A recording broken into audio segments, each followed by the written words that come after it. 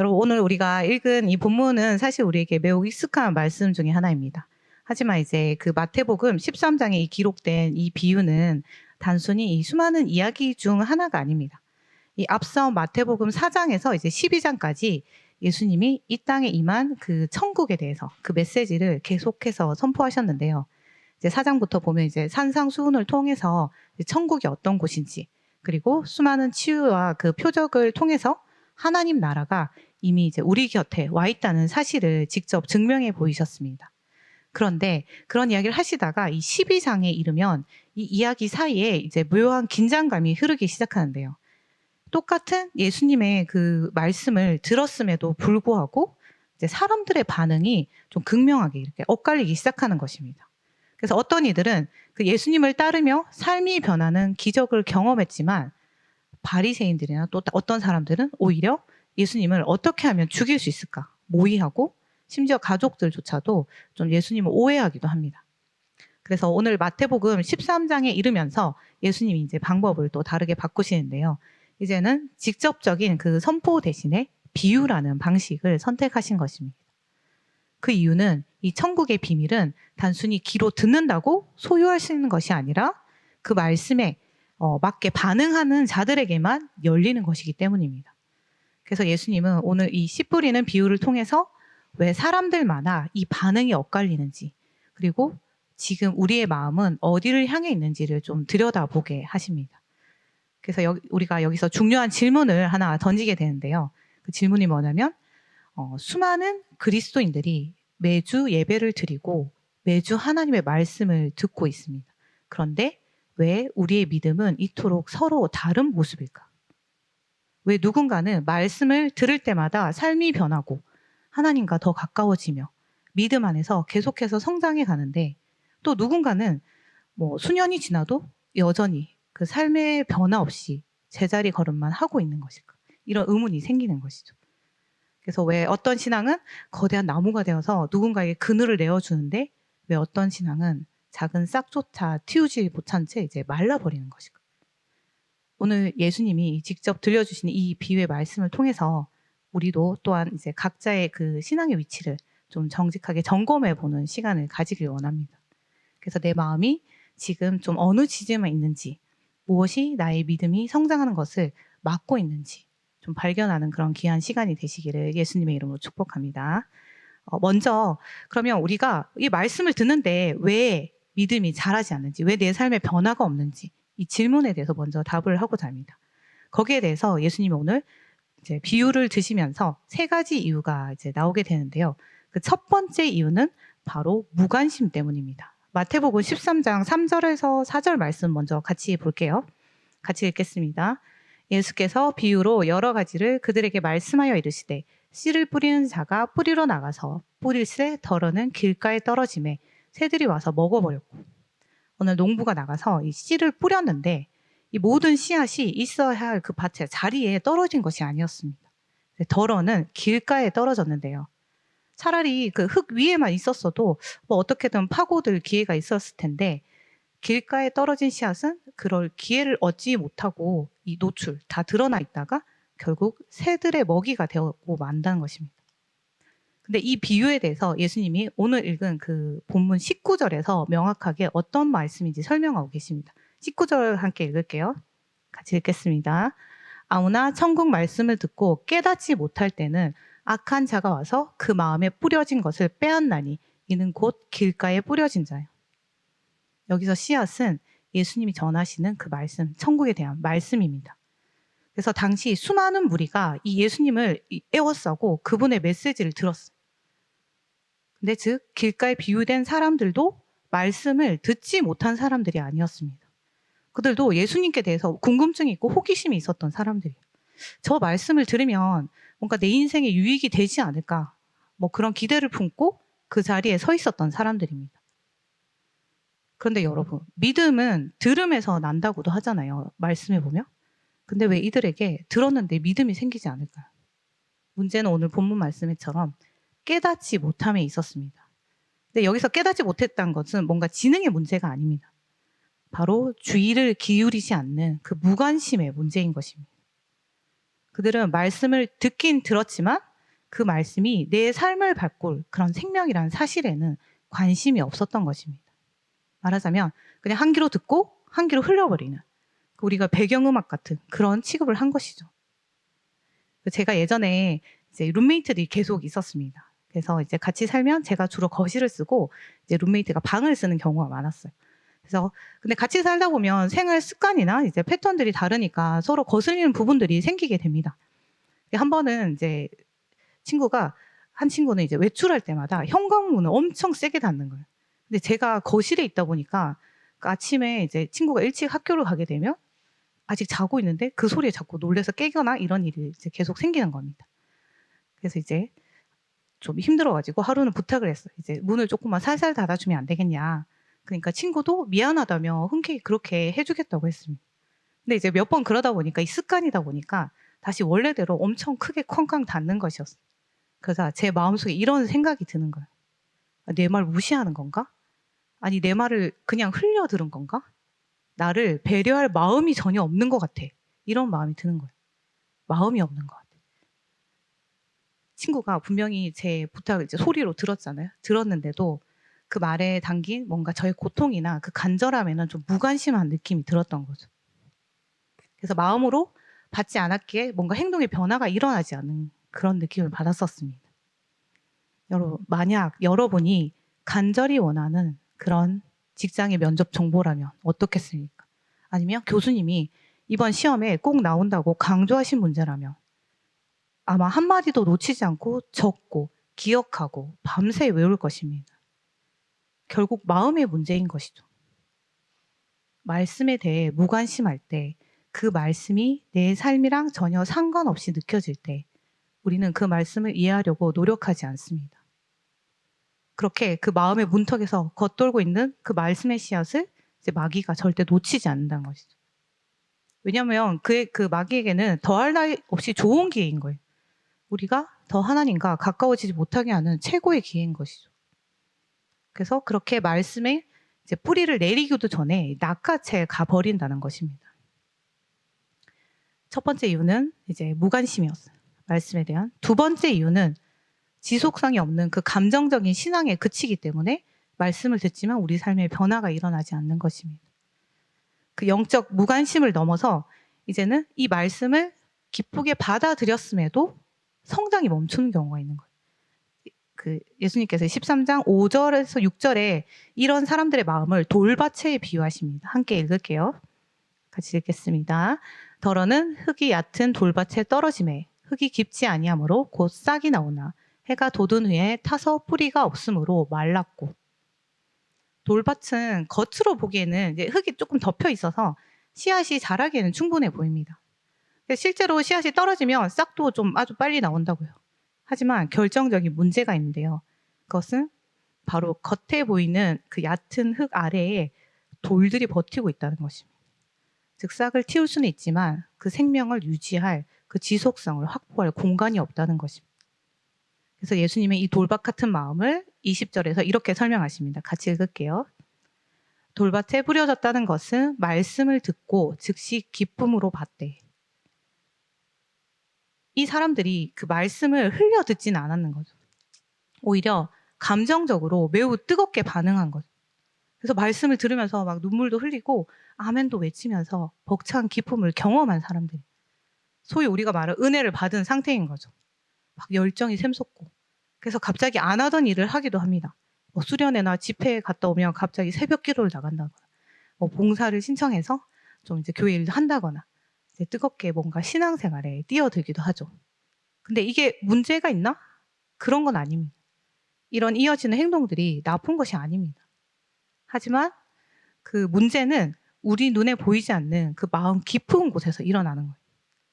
말씀이 내 가치가 되고 내 인격이 되는, 즉 내 삶의 주인이 바뀌는 그 뿌리 내림의 과정이 있어야 되는데 그게 빠져 있는 경우인 것입니다.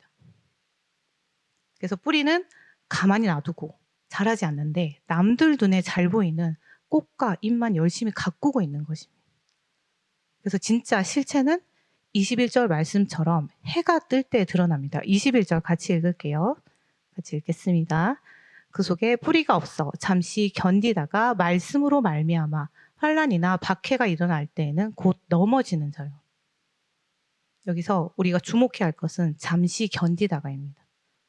뿌리가 없는 신앙의 가장 큰 비극은 이 지속성이 없다는 거예요. 날씨가 좋을 때는, 내 기분이 좋을 때는 누구나 잘 믿는 것처럼 보일 수 있습니다. 하지만 이 식물에게 해라는 존재는 반드시 필요한 축복인 동시에 그 뿌리가 없는 식물에게는 자신을 태워 죽일 수 있는 그런 재앙이 되기도 하는 것입니다. 그래서 신앙생활에서, 우리의 믿음 생활에서도 마찬가지인 거죠. 뭔가 예수님을 믿으면 모든 일이 술술 풀릴 줄 알았는데 오히려 예수님 때문에 손해를 보고 이해할 수 없는 고난이 닥쳐오기도 합니다. 그때 믿음의 뿌리가 없는 사람들은 당황하게 되는 거죠. 아니, 예수님 믿으면 다 잘 돼야 되는 거 아니야? 문제가 없어야 되는 거 아닌가? 근데 왜 내 삶은 더 힘들고 팍팍해지는 거지? 라는 이런 의심과 의문이 터져나오기 시작하는 거죠. 그러다 보면 어느새 나를 살리는 그 빛이라 여겼던 예수님이 어느덧 내 삶을 구속하고 뭔가 힘들게 만드는 덫처럼 느껴지기 시작하는 것입니다. 그래서 하나님의 선하심보다 내 눈앞에 그 뜨거운 고통이 더 크게 다가오니까 결국 지속하지 못하고 다 소용없구나. 예수님도 소용없어. 하나님도 소용없어. 하며 신앙을 저버리는 것이죠. 그래서 예수님과 오랜 시간을 보낸 제자들조차도 예수님이 붙잡히시고 십자가에서 돌아가시는 그 고난 앞에서 흔들렸었습니다. 그래서 여러분, 믿음은 기분이 좋을 때가 아니라 인생의 뜨거운 해가 뜰 때 증명됩니다. 감정의 파도는 이 금방 지나가고 기분은 상황에 따라 계속 변하죠. 하지만 이 뿌리가 깊은 나무는 뜨거운 해가 뜰 때 오히려 그 빛을 받아서 강합승을 하고 더 많은 열매를 맺을 준비를 하게 되는 것입니다. 그렇게 우리가 기억해야 할 것은 예수를 믿으면 고난이 없을 거야가 아닙니다. 오히려 이 말씀을 함께 기억했으면 좋겠습니다. 데살로니가 전서 3장 3절에서 5절 말씀 함께 읽을게요. 같이 읽겠습니다. 우리가 이것을 위하여 세움을 받은 줄을 너희가 알리라. 우리가 너희와 함께 있을 때 장차 받을 너희에게 미리 말하였는데 과연 그렇게 된 것을 너희가 아느니라. 이러므로 나도 참다 못하여 너희 믿음을 알기 위하여 제가 잘못 보낸 것 같아요. 제 거랑 다른 것 같습니다. 네, 제가 읽어드릴게요. 주는 미쁘사 너희를 굳건하게 하시고 악한 자에게서 지키시리라. 너희에 대하여는 우리가 명한 것을 너희가 행하고 행할 줄을 우리가 주 안에서 확신하노니 주께서 너희 마음을 인도하여 하나님의 사랑과 그리스도의 인내에 들어가게 하시기를 원하노라. 여러분, 믿음은 지금 감정이라는 그 얕은 흙 위에 서 있는 것이 아닙니다. 여러분은 어디에 서 있습니까? 감정이 얕은 흙 위에 서 있습니까? 아니면 어떤 상황에서도 변하지 않는 그 말씀의 뿌리를 내리고 있습니까? 믿음은 화려하게 시작하는 것보다 고난 속에서도 끝까지 지속하는 것이 훨씬 더 중요합니다. 이제 세 번째 이유, 말씀을 듣는데 내 삶이 왜 변하지 않나? 세 번째 이유는 세상의 염려와 유혹 때문입니다. 예수님은 그것을 이제 바로 그 가시떨기와 같은 마음이라고 비유하고 계신데요. 마태복음 13장 7절 말씀 같이 보겠습니다. 같이 읽을게요. 더러는 가시떨기 위에 떨어짐에 가시가 자라서 기운을 막았고 이 땅은 그 앞선 두 땅보다 조금 더 나아 보입니다. 왜냐하면 말씀에 무관심하지도 않고 어느 정도 뿌리도 내려서 줄기가 자라나기 시작한 거죠. 그런데 문제는 이 씨앗만, 말씀의 씨앗만 자라는 것이 아니라 그 주변에 가시떨기도 함께 자라게 내버려 둔다는 것입니다. 그래서 결국 가시가 이 씨앗의 기운을 막아버리게 된다고 하는데요. 여러분, 식물이 열매를 맺으려면 엄청난 에너지가 필요합니다. 이 뿌리가 받아들인 그 영양분이 오롯이 줄기를 타고 올라가서 꽃을 피우고 열매로 집중되어야 하는 거죠. 그런데 그 가시떨기와 함께 자라는 식물은 어떻게 될까요? 만약에 뿌리가 내린 땅이 이만큼 있는데 그 좁은 땅 안에서 그 말씀의 씨앗과 가시가 이 영양분을 나눠 먹어야 하는 거죠. 그래서 예수님은 22절에서 이 가시떨기가 무엇인지 구체적으로 말씀해 주고 계십니다. 함께 읽을게요. 가시떨기에 뿌려졌다는 것은 말씀을 들으나 세상의 염려와 재물의 유혹에 말씀이 막혀 결실하지 못하는 자요. 근데 여기서 한 가지 주목할 점은 이 가시떨기가 우리의 내면의 문제라는 것입니다. 길가의 그 땅은 비유는 사단이라는 외부 존재가 있었어요. 그리고 돌밭이라는 비유는 고난과 환란이라는 그 외부 환경이 이 성장을 방해했습니다. 하지만 가시떨기는 그 내 마음 안에서 내가 키우고 있는 것들입니다. 그래서 말씀을 듣고 받아들이기도 하지만 동시에 세상의 염려와 재물의 유혹을 마음 한편에서 함께 키우고 있는 상태인 것입니다. 이렇게 내 안에 이 두 가지 마음이 공존하면 그 우리의 영혼의 에너지가 이렇게 분산될 수밖에 없습니다. 예배 드릴 때는 말씀에 집중하는 것 같지만 교회 문을 나서는 순간은 막 가시들이 활동을 하는 거죠. 이번 달 카드값은 어떡하지? 아, 내 미래는 안전할까? 직장을 잡을 수 있을까? 뭐 이런 걱정의 가시들이 이제 무서운 속도로 그 말씀의 영양분을 가로채 가는 것입니다. 그래서 결국 이 세 번째의 비유는 우선순위에 대해서 말하고 있는 것입니다. 근데 이제 우리가 오해하지 말아야 될 것은 뭐 세상 걱정을 하는 것이 뭐 무조건 죄라든가 뭐 돈이 전혀 필요 없다는 뜻이 아닙니다. 우리 삶에 걱정거리가 생길 수도 있고 가지고 싶은 것이 있을 수 있습니다. 문제는 우리가 말씀보다 그것들을 더 많이 생각하고 더 깊이 묵상한다는 데 있습니다. 가시떨기 마음을 가진 사람들도 교회를 잘 다닙니다. 겉으로 보기에는 신앙이 잘하는 것처럼 보일 때도 있습니다. 하지만 결정적인 순간에 항상 하나님의 말씀보다 이 세상의 걱정이 더 크기 때문에 정작 맺어야 할 열매를 맺지 못하는 것입니다. 이 우선순위의 문제를 가장 잘 보여주는 인물이 바로 성경에 나오는 부자 청년입니다. 그는 예수님을 직접 찾아와서 어떻게 해야 영생을 얻을 수 있냐고 물을 만큼 관심이 많았었어요, 말씀에. 그래서 어려서부터도 모든 계명을 다 지킬 만큼 신앙의 줄기도 이렇게 자라있는 사람이었습니다. 그래서 객관적으로 밖에서 보면 참 괜찮은 신앙이 믿음의 사람인 것 같았죠. 하지만 예수님이 너의 소유를 다 팔아서 가난한 자들에게 주라고 말씀하시며 그의 가장 예민한 부분을 건드리시자 그의 가시가 이제 본색을 드러내는 거죠. 예수님의 말씀을 따르고 싶은 마음보다 이 재물을 잃을지 모른다는 걱정과 집착이 훨씬 더 컸던 것입니다. 그래서 그는 근심하면서 예수님을 떠나갔습니다. 이 청년의 마음밭에는 영생을 향한 예수님을 향한 갈망이란 씨앗과 이 재물에 대한 집착이라는 가시가 함께 자라고 있었습니다.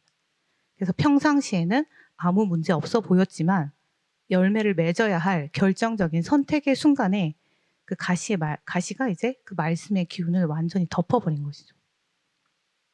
근데 여러분, 그 재물의 유혹이라는 것이 단순히 돈이 많다는 것이 아닙니다.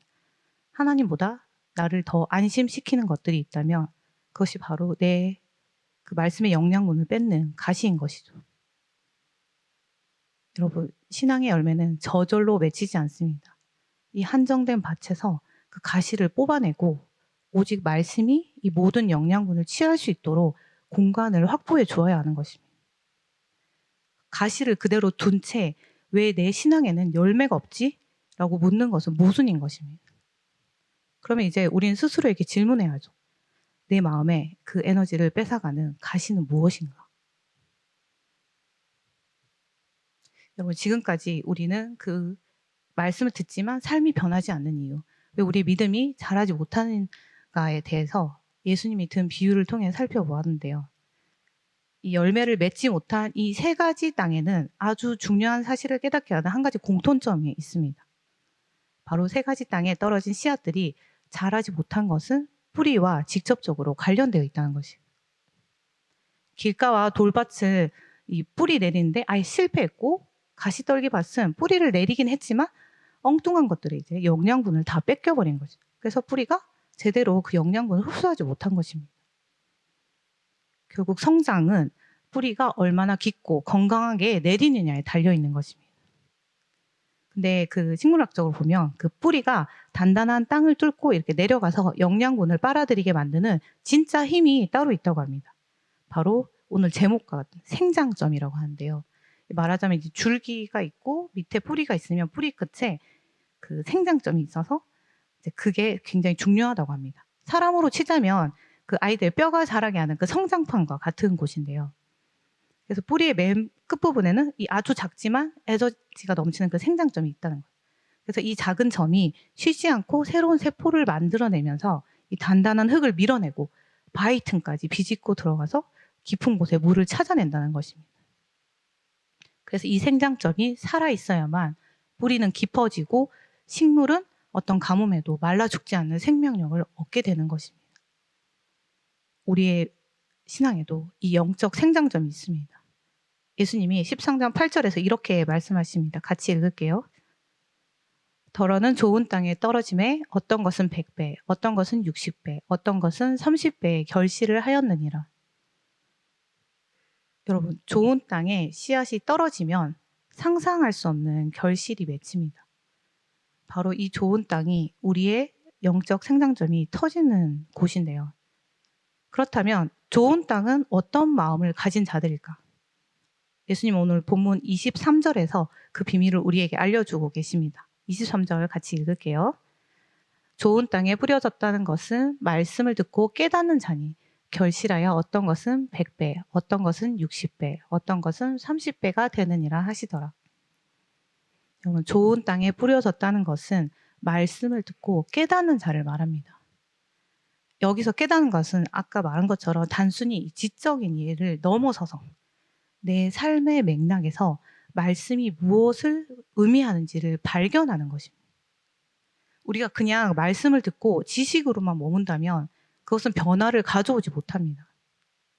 이 식물의 생장점이 이 세포를 분열시켜서 뿌리를 뻗어나가듯이 우리의 마음의 생장점은 그 말씀을 듣고 이해하고 그 안에서 나를 향한 하나님의 뜻, 의미를 찾아낼 때 비로소 이 폭발적으로 자라나기 시작하는 것입니다.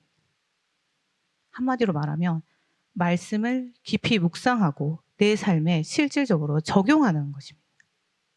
여러분, 영양제 생각해 보면 요즘 너무 피곤해서 면역력도 떨어지는 것 같고 그래서 비타민이라도 잘 챙겨 먹어야지 하면서 구매를 하잖아요. 근데 나에게 이 비타민이 필요하다는 것을 이해하고 구매한다고 우리 몸이 좋아지지 않습니다. 우리가 그 비타민의 성분이 무엇인지, 뭐 어떻게 우리 몸에 어떤 영향을 미치는지는 이제 먹지 않아도 우리가 다 설명할 수 있지만 그냥 그 비타민을 식탁에 놓기만 한다면 아무 소용없는 거죠. 그 비타민을, 그 알약을 입에 집어넣어서 삼키지 않는다면 그 비타민에 대한 지식은 내 건강에 단 1%의 변화도 일으키지 못합니다. 그래서 깨닫는다는 것은 그 비타민 알약을 삼키는 것과 같습니다. 말씀이 내 세포 속으로 들어가서 내 에너지가 되고 내 눈을 밝히고 내 행동을 움직여서 영양분이 되는 과정인 것입니다. 그래서 이 말씀은 오늘 나를 살리기 위해 주신 하나님의 처방전이다라고 그 의미를 발견하고 그것을 삼키는 자가 바로 좋은 땅인 것입니다. 그러면 어떤 일이 일어날까요? 그때부터는 지속하는 힘이 생깁니다. 왜 그러냐? 뿌리가 깊어지니까요. 돌박 같은 고난이 와도 가시떨기 같은 염려가 밀려와도 그 내 마음의 생장점이 그 말씀의 의미를 붙들고 있다면 뿌리는 더 깊은 곳을 향해 뻗어나가서 흔들리지 않는 것입니다. 그래서 말씀의 그 생장점이 터지면 고난을 바라보는 우리의 눈이 달라지는 거예요. 전에는 힘든 일이 생기면 당장 뭐 이런 원망부터 나올 수도 있잖아요. 왜 나한테만 이런 일이 생기지? 내 인생이 이제 끝인가? 뭐 하나님이 살아계시다면 이럴 수 없어. 그런데 깨달음이 생기면 생각이 바뀌기 시작하고 관점이 바뀌는 거예요. 아니야, 하나님은 여전히 나를 사랑하셔. 하나님은 선하시고 신실하신 분이야라고 끝까지 믿어내는 힘이 생기는 것입니다.